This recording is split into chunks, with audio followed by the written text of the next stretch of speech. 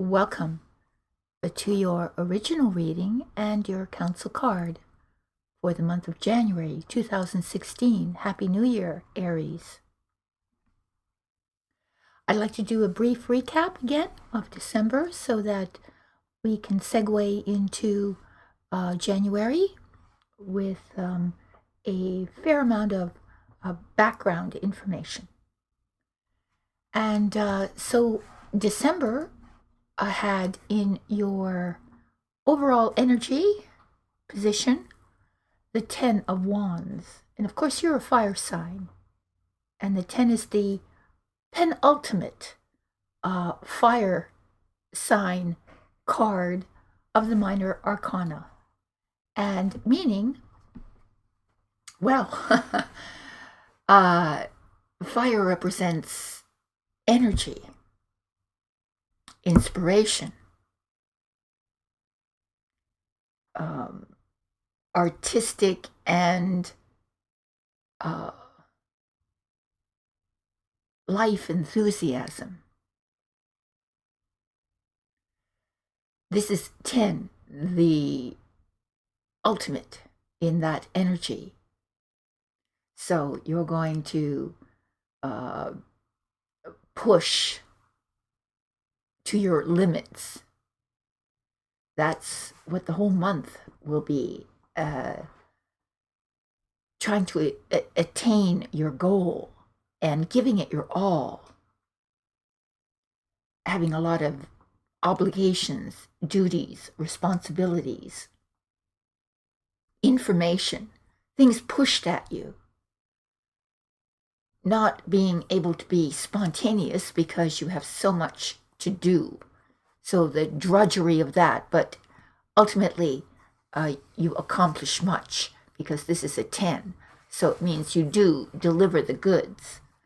Now, in the position of the challenge for the month, if that's not challenge enough, the 10 of Wands, is the 3 of Swords. So obviously there's some sort of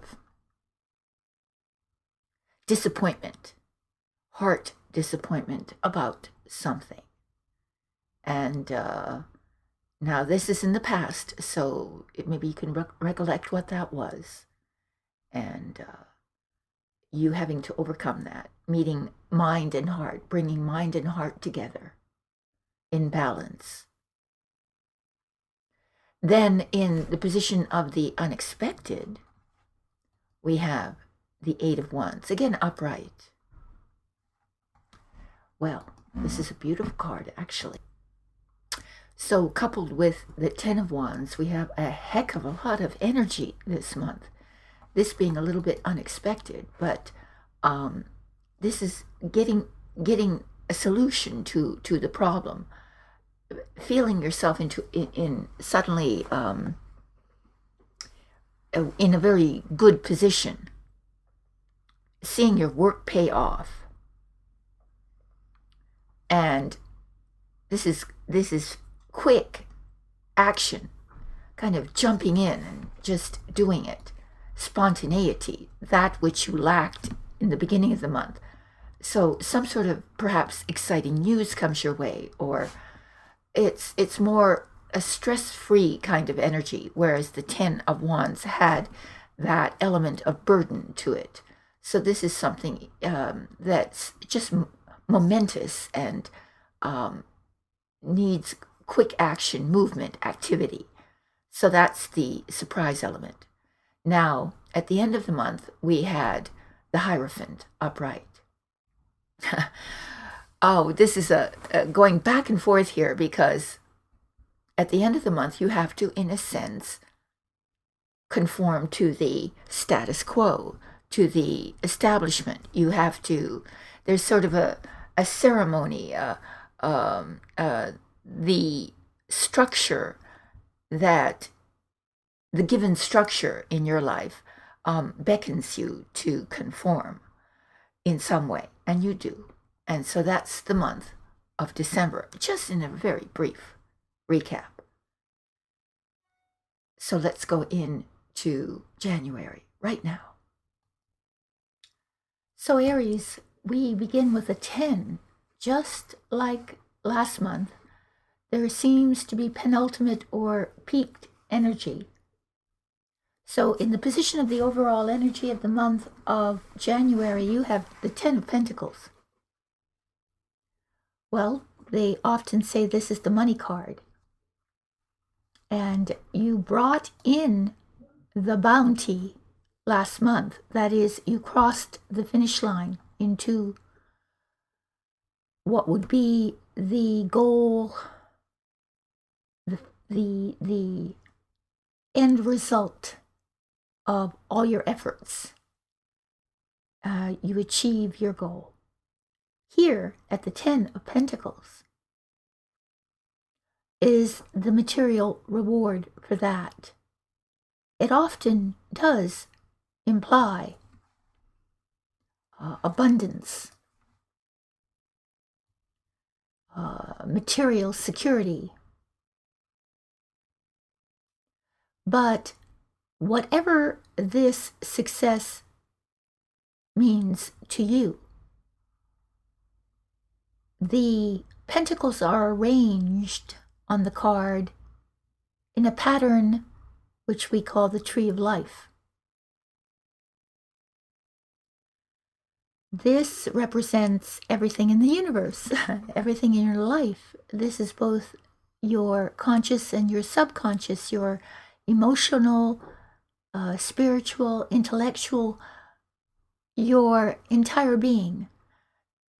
And every aspect of your life is consequently touched by this particular success, achievement.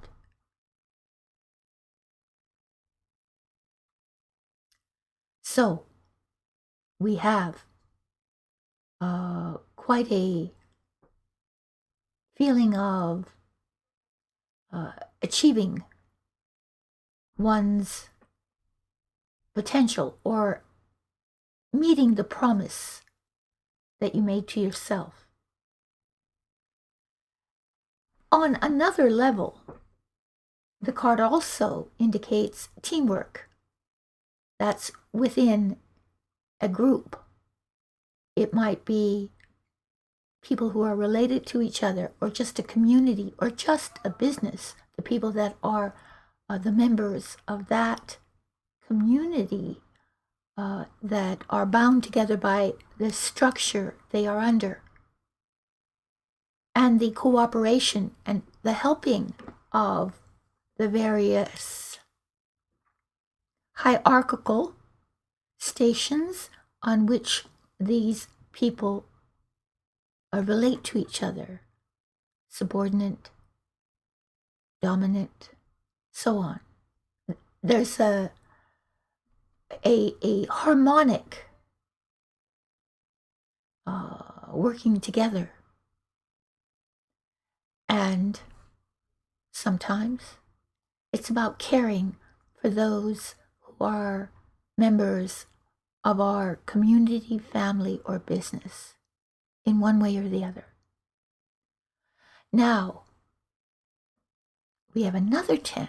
So again, Aries, you always have so much energy in your readings. And 10 of Cups is your challenge. That's the challenge of a harmonic family, of creating your particular paradise, whatever that might be in your mind. Achieving a level of true happiness, because apparently you have everything to be happy about. And happiness is something that we earn. We earn it with our good deeds, our good behavior, and our deep appreciation for life and family. So that is your challenge. But that's beautiful. Create a rainbow in your life is your challenge. But now the second half of the month is in sort of I wouldn't say opposition to that, but has a different feel to it. Because in the position of the unexpected, you see, even though this is still positive, we have the Eight of Swords reversed, which is a good thing. This card in reversal is good. So now, yes, the card, when it's upright, she's all hemmed in. She can't move. She's paralyzed by her own negative thinking. Reversed, well, that negative thinking falls away. And what happens? There's a feeling of total restlessness instead. And a wanting to burst out, to be set free.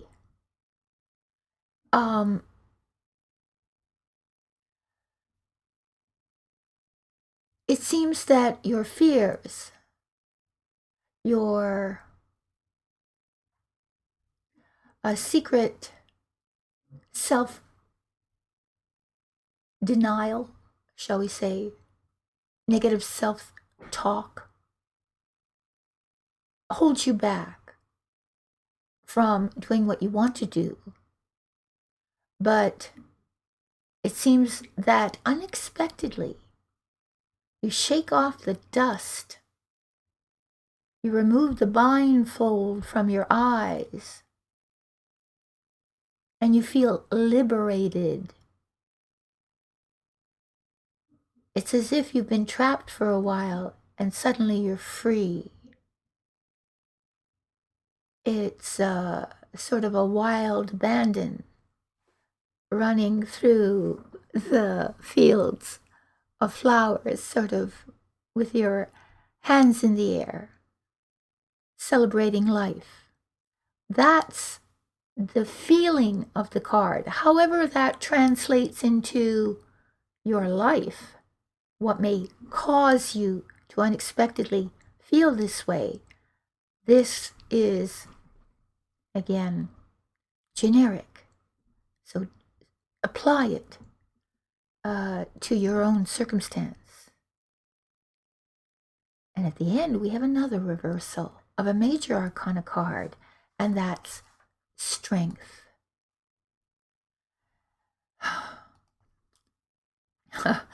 We have strength reversed. Well, that lion that is being tamed represents the animal urges. However, you may experience that. Sometimes it's food, sometimes it's negative relationships, sometimes it's anger, sometimes it's lust or overindulgence in something. Now, when it's reversed, the lion has the upper hand.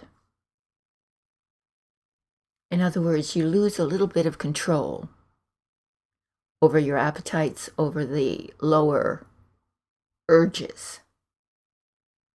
And maybe that has something to do with the Eight of Swords reversed, sort of this unleashing whenever, for instance, an animal has been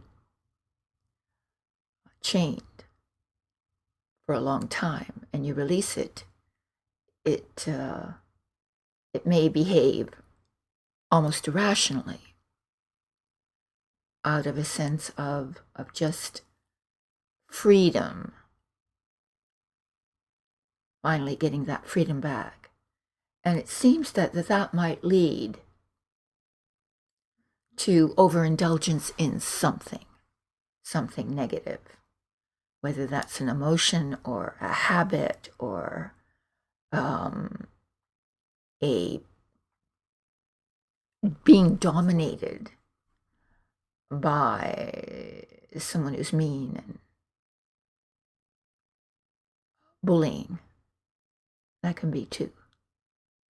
So there's this either just abandon abandoning one's principles, one's better judgment, shall we say, and exploring one's passions, however that might express itself in your life. So let us see now what Spirit has to say in the way of spiritual counsel for you. So what we have, interestingly, Aries, is death as your counsel. Now, when I look over the reading, I realize that there is this sense of wanting to get out of your own skin, in a sense, to become something different, something new, something more, to grow. And death, if we see it as the shedding of a skin, like the snake does when it grows, it leaves the old skin behind. And Spirit is saying that there needs to be a revolution, a transformative revolution in you, where you literally drop old habits, old ways of thinking, and assume a child mind, a child's mind. That is a certain innocence. Stop pursuing ways and means that previously have not served you well. Let go of those patterns.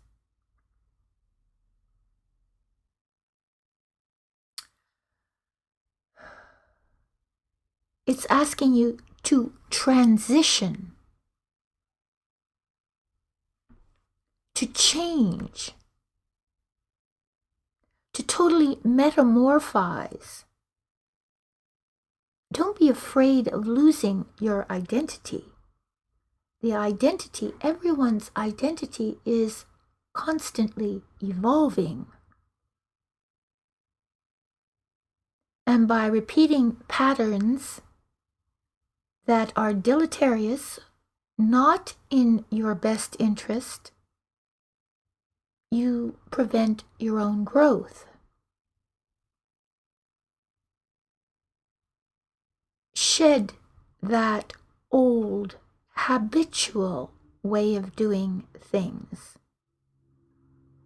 and see life with a child's eye, as brand new. See yourself as brand new. That's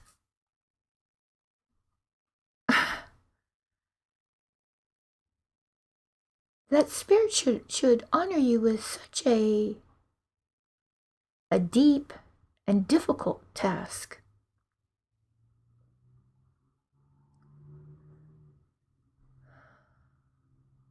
Death itself is a beautiful concept, because when we truly use the concept of our own ceasing, that we have a limit on how long we are going to live, that brings a certain gravity back into our psyche, a solemnity that allows us to make more wise, considered decisions about who we want to be and how we want to live.